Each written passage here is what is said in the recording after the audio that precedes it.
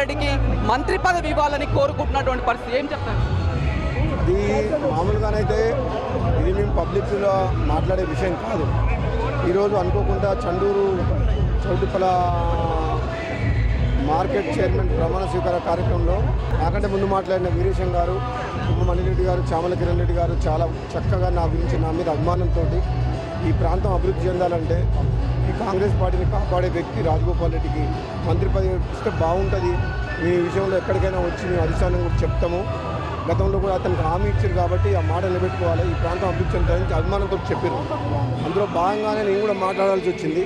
తప్పకుండా అధిష్టానం మంచి నిర్ణయం తీసుకుంటుంది, వాళ్ళు ఇచ్చిన మాట నిలబెట్టుకుంటారని చెప్పి నాకు నమ్మకం. అధిష్టానం రాజగోపాల్ రెడ్డికి ఇవ్వాలని చాలా క్లారిటీతో ఉన్నప్పటికీ కూడా జిల్లాలో కొంతమంది నేతలు లేఖలు రాయడం పట్ల కూడా వాయిదా పడినటువంటి పరిస్థితి. ఈ లేఖ రాయడం మీరేం అంటే చాలా బాధాకరం. జానారెడ్డి గారు అంటే నాకు ప్రత్యేకంగా గౌరవం ఉంది, కానీ జానారెడ్డి గారు లాంటి వ్యక్తి మొన్న 3వ తారీఖు నాడు ఆల్మోస్ట్ ప్రమాణ స్వీకారం ఉండే మంత్రివర్గ విస్తరణ, అందులో నా పేరు ఉండే.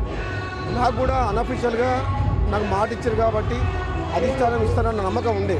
కానీ ఈయనేదో రంగారెడ్డి హైదరాబాద్కు మంత్రివర్గంలో స్థానం కల్పించాలని ఆయన అధిష్టానం అభిప్రాయం అడగకుండానే లెటర్ రాయడం చాలా బాధాకరం.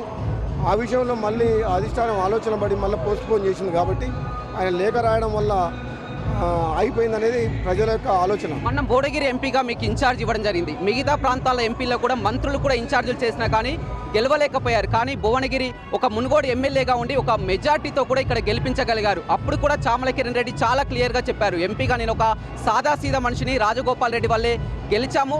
అప్పుడు కూడా రాజగోపాల్ రెడ్డికి హామీ ఇచ్చారని ఏకంగా ఎంపీ కూడా ఈ సమక్షంలో చెప్పడం జరిగింది. ఎంపీ కిరణ్ కుమార్ రెడ్డి గారికి ధన్యవాదాలు. నా గురించి ఎప్పుడు అయినా సరే చాలా చక్కగా మాట్లాడతాడు.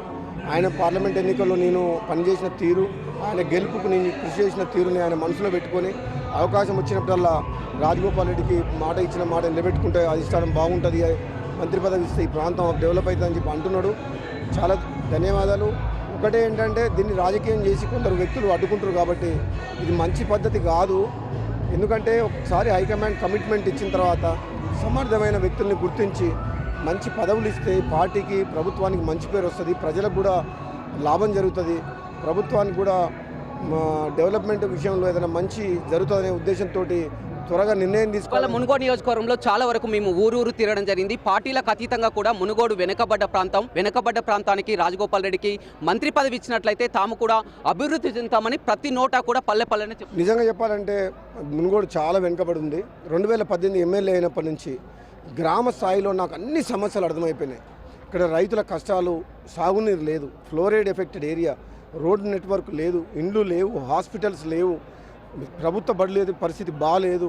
ఇవన్నీ చూస్తుంటే ఇక్కడ ప్రాంతాన్ని అభివృద్ధి చేయాలనే ఏకైక లక్ష్యంతో కూడా నేను ఈసారి మునుగోడు నుంచి పోటీ చేయడం జరిగింది.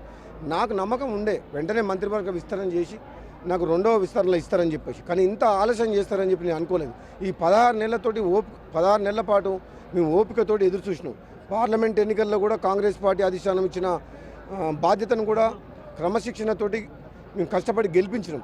ఆ తర్వాత కూడా 10 నెలలైంది పార్లమెంట్ ఎన్నికల రిజల్ట్ వచ్చి, ఈ రోజు కూడా కనీసం ఒక్కరు కూడా మాట్లాడకపోవడం చాలా బాధాకరం. నాకు కూడా ఓపిక నశించింది. అదే సార్ చూస్తున్నాం. ఎందుకంటే ఎప్పుడు కూడా ఈ 16 నెలల్లో మీరు దిగమింగుకున్నారు. ఎంతమంది క్యాడర్ కానీ నియోజకవర్గాలు అంతా ఒత్తిడి తెచ్చినా కానీ ఎప్పుడు కూడా మీరు మాట్లాడినటువంటి తీరు ఇవాళ చౌటుప్పల్ చండూరు కార్యకర్తలో మొదటిసారిగా కూడా ఓపెన్గా మాట్లాడినటువంటి పరిస్థితి.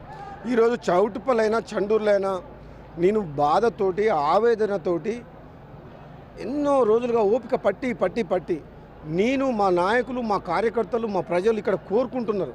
పదే అదే ప్రస్తావన తీసుకొస్తారు. ఎక్కడ పోయినా ఏమైంది మంత్రివర్గ విస్తరణ, మన ప్రాంతానికి న్యాయం జరుగుతుందా లేదా, మేము ఎంతో కష్టపడి గెలిపించినాం, మీరు కాంగ్రెస్ పార్టీలకు మళ్ళీ వచ్చేటప్పుడు హామీ తీసుకొని వచ్చిండ్రు, ఏమైందని అడుగుతున్నారు.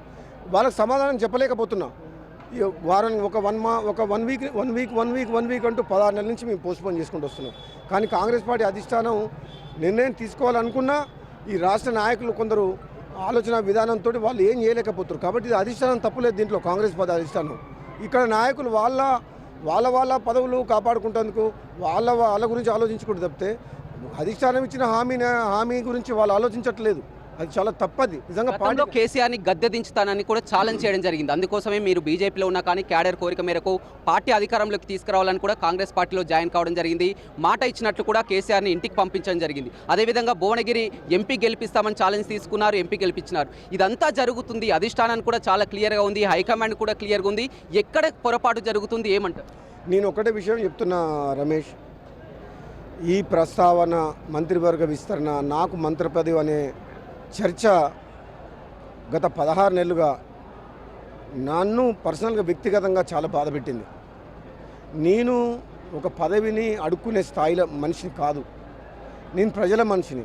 నేను ఎప్పుడు కానీ ఎన్నికల్లో పోటీ చేసి వచ్చినా కానీ ఏదో రాజ్యసభనో లేకపోతే ఎమ్మెల్యే కోటాలో ఎమ్మెల్సీనో అటువంటి తీసుకోలే. నేను ఎమ్మెల్సీ గెలిచినా, ఎంపీ గెలిచినా, ఎమ్మెల్యే గెలిచినా ప్రజలతో పోయి ప్రభుత్వానికి వ్యతిరేకంగా పోరాటం చేసిన, తెలంగాణ ఉద్యమంలో ఉన్న పార్లమెంట్లో కాంగ్రెస్ పార్టీతో కొట్లాడి సోనియా గాంధీని ఒప్పించి ఆ రోజు తెలంగాణ తెచ్చిన మనిషిని.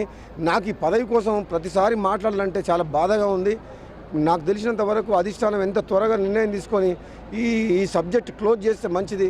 ఎందుకంటే దీనివల్ల ఈ ఆలోచన చేయడం వల్ల మన ప్రభుత్వానికి, పార్టీకి కూడా చెడ్డ పేరు వస్తుంది. కాబట్టి వెంటనే నిర్ణయం తీసుకుంటారని చెప్పి